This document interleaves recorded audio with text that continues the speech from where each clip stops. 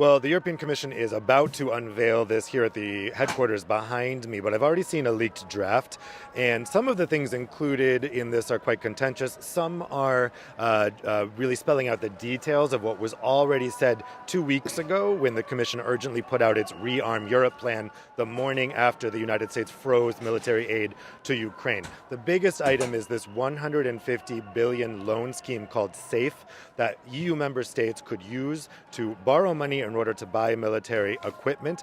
That also contains a joint procurement instrument where countries can pool their resources to buy military equipment, get a cheaper price, basically.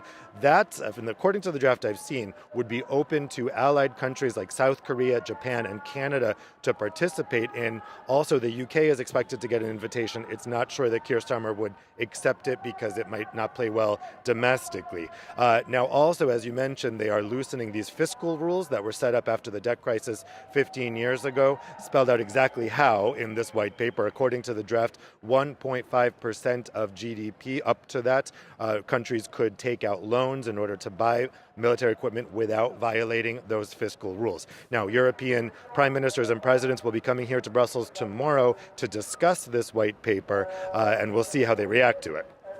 Now, is all of Europe in agreement on this? Now, Viktor Orban's Hungary is, of course, the usual spoiler, but is there other dissent elsewhere on the continent and perhaps more nuanced dissent?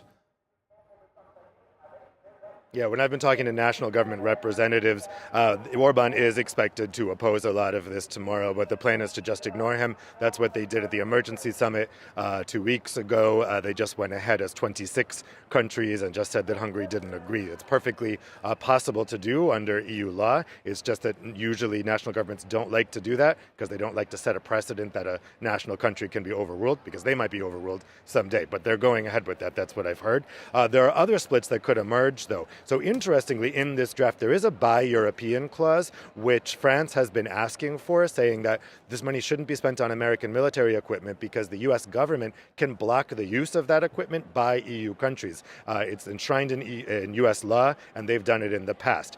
So according to this draft, 65% of this EU spending would have to be spent on military equipment made in Europe, which includes the UK and Ukraine. That's going to be contentious because Eastern EU countries, which for the past 35 years have trusted the United States more than they have trusted their European neighbors, don't like this idea. They say that Europe doesn't have the capacity to produce all of this military equipment, so I expect some disagreement on that tomorrow. The other thing that's going to be causing disagreement is this common debt. Now, it's not spelled out in this white paper, at least in the draft, that they're definitely doing that, but it is suggested. The frugal countries, the Germanic Protestant countries of Northern Europe, don't like the idea of common debt, these Euro bonds, so they're going to oppose that tomorrow. Again, not set in this white paper, but it will be open for discussion tomorrow. Thank you very much for that, Dave Keating in Brussels. The jet